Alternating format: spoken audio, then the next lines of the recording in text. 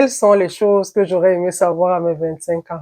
Donc, si tu as moins de 25 ans, installe-toi confortablement parce que tu vas certainement tirer des pépites de cette vidéo. Si tu as plus de 25 ans aussi, installe-toi parce que ton expérience pourrait être très utile à nos jeunes frères, à nos jeunes sœurs.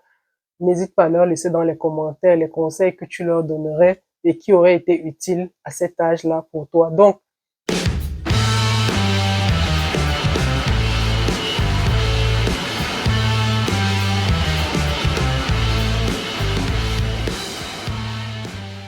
salut, je suis Priscilla Tanganambida et bienvenue sur cette chaîne. Sur mes réseaux sociaux, j'ai pour mission d'amener les femmes à être conscientes de leurs talents. Je voudrais que les femmes soient conscientes de leurs talents, qu'elles soient conscientes de leur potentiel. Je voudrais que l'argent ne soit plus un problème pour les femmes. Je voudrais que les femmes adoptent un mindset de gagnante. Quels sont les conseils que j'aurais aimé entendre, que j'aurais aimé recevoir à mes 25 ans? C'est le thème de cette vidéo et je trouve que c'est pertinent pour les jeunes qui entrent dans la vie active parce que 25 ans, c'est vraiment l'âge où beaucoup vont avoir terminé leurs études, beaucoup vont commencer une carrière professionnelle, donc rentrer dans le milieu professionnel, beaucoup vont donc partir de la maison familiale, beaucoup vont même se marier à cet âge-là et donc je crois qu'il est vraiment intéressant pour ces personnes-là d'entendre les conseils que nous, en tant qu'aînés, nous qui sommes passés par là, on a à leur donner. Parce qu'on gagne aussi en temps quand on capitalise sur l'expérience de ceux qui sont passés par un chemin. C'est vrai que d'autres vont dire que les conséquences valent mieux que les conseils, mais non, je suis sûr que parmi vous, il y a des personnes suffisamment avisées pour comprendre que l'expérience des autres est quelque chose de très intéressant dont ils peuvent tirer assez d'éléments pour s'éviter des erreurs dans leur vie. Donc, la première chose que j'aurais aimé savoir à mes 25 ans, c'est que le crédit n'est pas une mauvaise chose.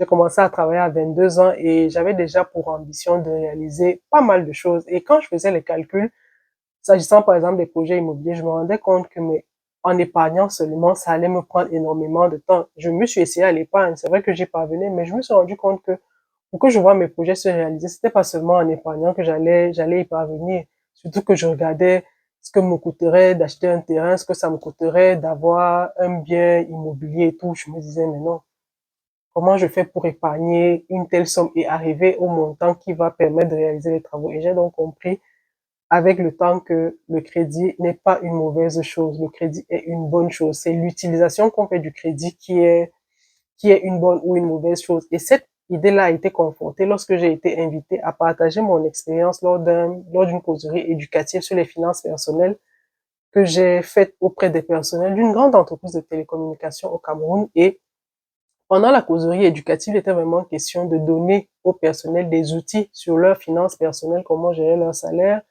comment s'organiser dans leur vie de tous les jours, comment mettre sur pied leur projet de vie. Et à cette causerie-là, il y avait des personnels de l'entreprise qui étaient bientôt sur le pas de la retraite, c'est-à-dire qui étaient vraiment à quelques années de la retraite. Et ces mamans-là, c'était les femmes pour la plupart, ont dit une chose qui m'a conforté dans cette idée-là, c'est que quand vous commencez à travailler, prenez du crédit parce que vous êtes jeune, vous avez des salaires confortables, vous commencez dans les multinationales pour certains. Allez auprès des banques, prenez du crédit et réalisez des projets immobiliers qui vont vous permettre avec le temps de générer des sources de revenus complémentaires. Donc ça, je me suis dit, c'est une chose que j'aurais aimé entendre 13 ans plus tard, parce qu'à cette époque-là, j'étais à 13 ans d'expérience professionnelle. Donc, le crédit n'est pas une mauvaise chose, c'est l'utilisation que vous en faites. Ou une autre chose que je dirais, c'est que de plus en plus, dans le domaine foncier, on enregistre pas mal d'arnaques et c'est vraiment dommage parce que c'était vraiment une belle opportunité qui s'offrait à nos jeunes, aux jeunes qui commencent à travailler, de mettre sur pied, surtout ceux qui étaient avisés, hein.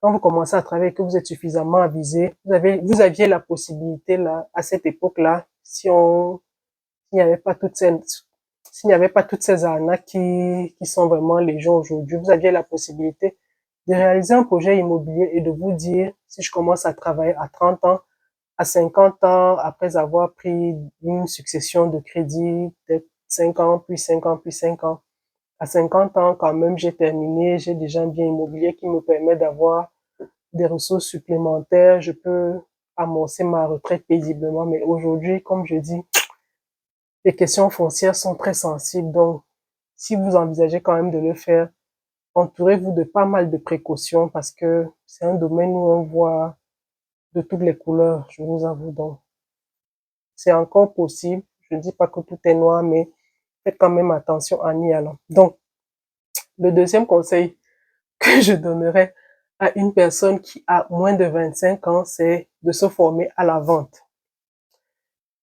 J'ai compris avec le temps que la vente, c'est 95% des choses que nous faisons dans cette vie. Vous allez vers un recruteur, vous envoyez votre CV, vous postulez à une position, à un poste en entreprise, c'est de la vente. Vous vendez vos compétences, le recruteur achète. Vous avez un projet que vous voulez soumettre à des investisseurs et vous voulez qu'ils injectent leurs fonds là-dedans, c'est de la vente. Vous vendez le projet, l'investisseur achète. Si on observe attentivement, on va se rendre compte que la plupart des choses que nous faisons dans la vie, c'est une question d'achat et de vente. Vous vendez quelque chose et l'autre achète. Donc, il faut se former à la vente. Et quand je dis il faut se former à la vente, c'est vraiment de dire aux jeunes qui ont moins de 25 ans aujourd'hui, trouvez une activité dans laquelle vous allez vous exercer à vendre. Je ne sais pas ce que vous allez vendre. Ça peut être des formations, ça peut être des objets, des gadgets, ça peut être des choses que vous allez fabriquer vous-même. Ça peut être des outils, ça peut être des chaussures, ça peut être des perruques. Bref, trouvez quelque chose qui va vous permettre, au contact d'autres personnes, d'aiguiser votre argumentaire de vente, d'aiguiser votre capacité à vendre, votre capacité à répondre aux objections, votre capacité même à faire face aux critiques. Trouvez vraiment quelque chose qui va vous permettre de travailler ce côté-là de vous. C'est important dans cette vie. C'est parce que c'est quand vous évoluez que vous comprenez que être un bon vendeur, ça vous sauvera de bien des situations. Trouvez vraiment un produit ou un service que vous allez vendre et qui va vous permettre de développer votre capacité de vendre, votre capacité à vendre quelque chose, votre capacité à argumenter, votre capacité à faire face aux objections, votre capacité à répondre aux objections. C'est très important. Quand vous arrivez à un certain stade de votre vie, vous comprenez que la vente, c'est pas seulement c'est pas quelque chose de dégradant. Il n'y a même rien de dégradant dans la vente parce que on nous a présenté la vente comme quelque chose de vraiment dégradant. Les gens ont honte de vendre. Si vous dites à quelqu'un, vends quelque chose sur tes statuts, va dire qui moi, on va dire que je vends. Non, et pourtant dans la vie, la plupart des choses que nous faisons, c'est la vente. Quand vous allez déposer votre CV chez un recruteur, qu'est-ce que vous faites? Vous êtes en train de vendre une compétence. Quand vous allez voir un investisseur, vous lui dites, j'ai un projet, je voudrais que tu investisses dedans. Qu'est-ce que vous faites? C'est de la vente. Donc, la vente n'a rien de dégradant. On nous a mis cette idée-là en tête. On nous a fait croire que les commerçants, c'était des personnes qui faisaient quelque chose de dégradant. Et pourtant, c'est une compétence clé dans notre société. Remarquez que les personnes qui savent vendre sont des personnes qui ont une longueur d'avance dans bien des choses. D'abord, elles savent aborder les gens parce que dans la vente, vous devez développer cette capacité à aller vers les autres. Elles savent aborder les gens. Ensuite, vous allez remarquer que les personnes qui vendent en termes de relationnel savent vraiment bâtir leur relationnel. En termes de réseau, elles sont imbattables. Et c'est quelque chose qui est important dans la vie. Le réseau dans la vie, c'est quelque chose d'important. Et si la vente vous permet de développer votre réseau, vous comprenez que vous avez tout intérêt à développer plutôt ce côté-là. La troisième chose, le troisième conseil que je donnerais à une personne qui a moins de 25 ans aujourd'hui, c'est travailler votre éloquence, travailler votre capacité à prendre la parole en public. On va relier l'éloquence à la vente. C'est vrai qu'il y a la frontière entre les deux est très mince, mais bon, je vais mettre les deux vraiment de deux côtés distincts. L'éloquence, c'est une compétence clé de nos jours. La prise de parole, savoir prendre la parole, savoir s'exprimer, c'est quelque chose de fondamental de nos jours. On le dit d'ailleurs, quand vous ouvrez la bouche, vous dites au monde qui vous êtes. C'est-à-dire que si vous ne savez pas vous exprimer, c'est c'est juste difficile pour vous d'avancer même dans la vie parce que comment est-ce que vous allez partager vos idées, comment est-ce que vous allez communiquer vos idées. Prendre la parole aujourd'hui, savoir s'exprimer, c'est quelque chose de fondamental. C'est très important de savoir s'exprimer, c'est très important de savoir exprimer ses idées, c'est très important de savoir agencer ses idées. On a souvent cru que prendre la parole, c'était juste ouvrir la bouche et parler. Non, prendre la parole, c'est pas juste ouvrir la parole et parler, c'est plus profond que ça. Et pour vous exercer, vous avez plein de solutions à votre disposition. Allez sur YouTube, il y a des personnes qui partagent leur savoir en termes de prise de parole, qui partagent leur expérience en termes de gestion du tract. Il y a assez d'outils à votre disposition. Travaillez votre capacité à prendre la parole, travaillez votre capacité à défendre vos idées, travaillez votre capacité à agencer vos idées. Ça va vous sauver dans bien des situations. La quatrième chose que j'aurais aimé savoir à mes 25 ans, c'est ne te laisse pas porter par le vent. La vie a plein d'aléas, mais ne vous laissez pas porter par la vie. Définissez ce que vous voulez être dans cette vie. Définissez la femme que vous voulez être, définissez l'homme que vous voulez être, définissez la personne que vous voulez être. Prenez le temps de vous asseoir et de vous dire, dans 10, 15 ans, je veux être telle personne, je veux occuper tel poste dans une entreprise, je veux exercer tel métier, je veux réaliser telle chose dans ma vie. Comme je l'ai dit, il y a énormément d'aléas dans la vie. Mais la vie, ce n'est pas que les aléas. La vie aussi, c'est de décider de ce qu'on voudrait que la vie nous offre.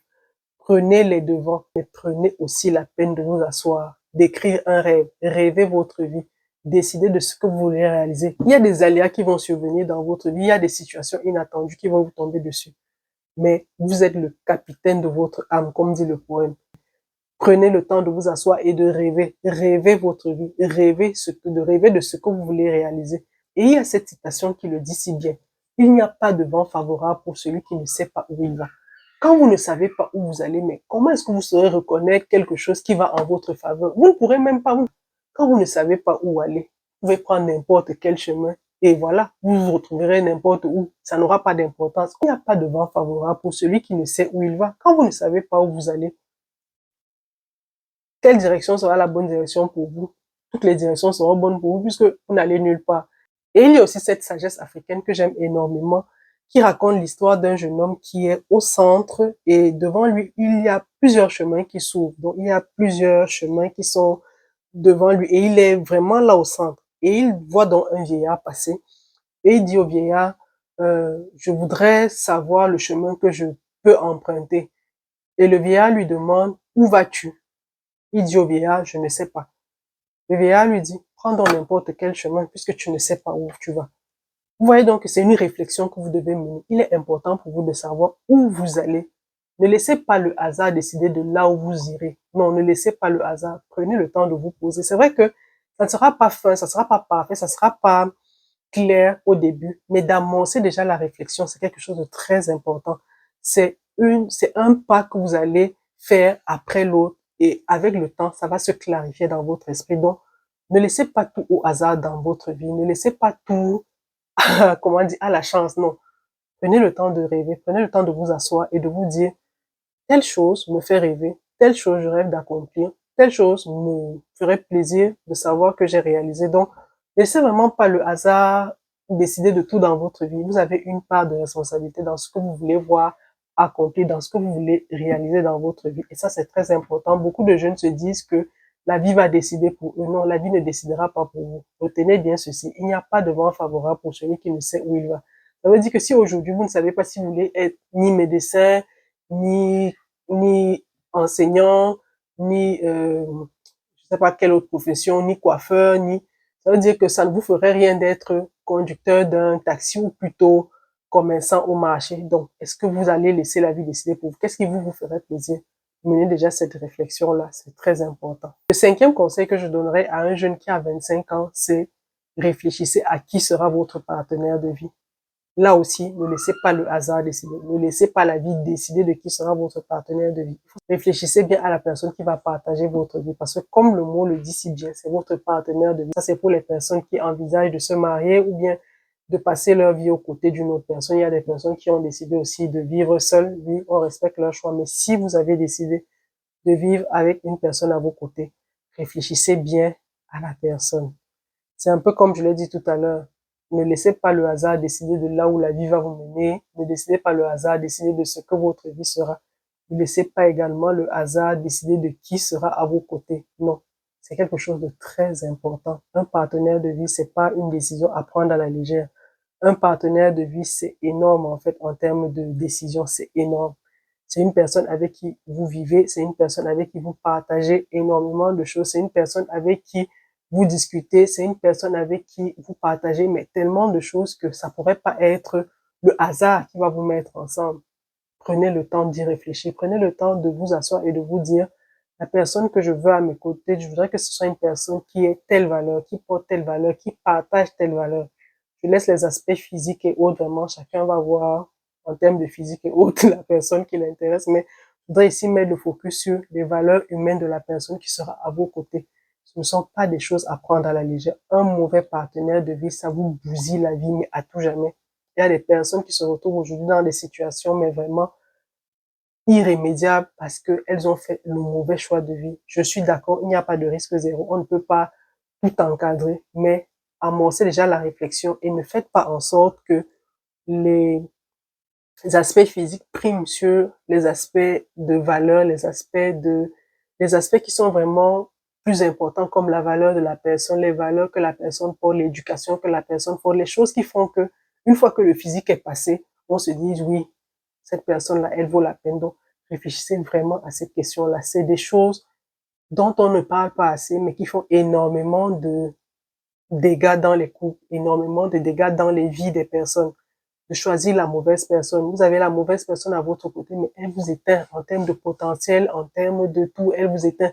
Il y a des femmes comme ça qu'on a connues, mais brillantes, excellentes, mais de vraies étoiles. Mais dès qu'elles se sont unies à une personne, c'est-à-dire, elles se sont éteintes. C'est-à-dire que leur lumière a disparu parce que justement, elles se sont mises aux côtés d'une personne qui les a absorbées tellement. Mais retenez une chose, c'est que le partenaire qui sera à votre côté, c'est quelqu'un avec qui vous allez faire du chemin. C'est une personne qui va vous mener, mais tellement haut, qui va vous faire surpasser vos peurs. C'est une personne, quand vous avez la bonne personne à vos côtés, la question ne se pose même pas. J'entends souvent les personnes dire, mais comment je sais qu'il m'aime, comment je sais que c'est la bonne personne? Il faut savoir que quand c'est la bonne personne, la question ne se pose même pas. Tellement vous rayonnez, tellement cette personne-là a à cœur de vous voir briller, tellement cette personne a à cœur de vous voir vous réaliser, tellement cette personne-là vous amène vers le haut que vous vous dites, mais tiens, moi seul, je ne me voyais pas comme ça. C'est-à-dire que le regard que cette personne pose sur moi, c'est plus que ce que j'ai conscience de moi, en fait. Donc,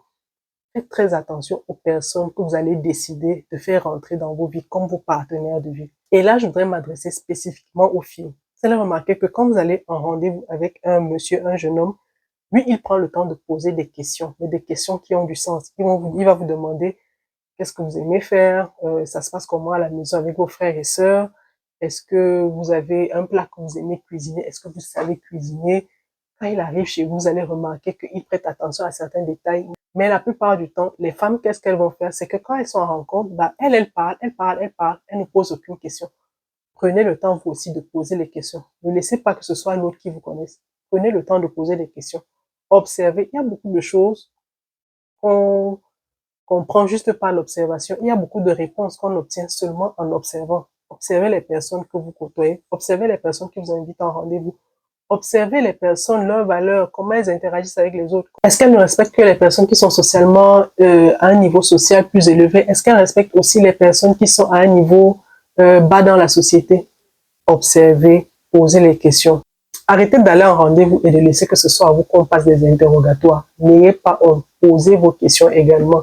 Parce que les questions que vous ne posez pas, si jamais il advient que c'est cette personne-là que vous allez épouser, c'est cette personne-là que vous allez épouser, dans le foyer, vous ne pourrez plus poser les questions. La phase des questions sera déjà passée. Vous ne pourrez plus revenir et lui dire, mais tiens, pendant le rendez-vous, là, j'avais telle chose. Non. Pendant qu'il pose ces questions, posez les vôtres, quitte à ce que ça lui déplaise. Parce qu'il y va de votre avenir, il y va même de votre santé mentale. Parce que si vous passez une étape là sans faire le check qui se doit, vous allez ramener quelqu'un dans votre vie et devant, ce sera des problèmes de santé mentale auxquels vous aurez à faire face. Donc, faites très attention au choix de la personne qui va partager votre vie. Faites très attention au choix du partenaire de vie. Faites très attention parce que quand on est encore jeune, on n'a pas encore d'enfants. Ça a l'air rigolo. Mais je vous assure que quand les enfants naissent, quand les enfants grandissent, la responsabilité change. La réalité du couple même change. Donc, si cette personne-là n'a pas des valeurs, si cette personne-là vous a souvent démontré que vraiment, c'est pas elle qui va souvent vous soutenir, c'est pas elle qui va souvent être conciliante et tout, vous allez craquer. Ça sera juste dommage. Donc, voilà les 5 conseils que je donnerais à un jeune de moins de 25 ans ou à une jeune de moins de 25 ans. Je vous l'ai dit en introduction. Si vous avez plus de 25 ans, c'est aussi à vous de nous laisser en commentaire les conseils que vous donnerez à un jeune de moins de 25 ans pour qu'il s'évite les erreurs que vous avez commises à son âge. Donc, laissez-nous en commentaire, vous qui avez plus de 25 ans, partagez-nous votre expérience, dites-nous quel est le conseil que vous auriez donné à un jeune de moins de 25 ans. Moi, je vous dis à très bientôt pour une prochaine vidéo. Prenez soin de vous, bye bye.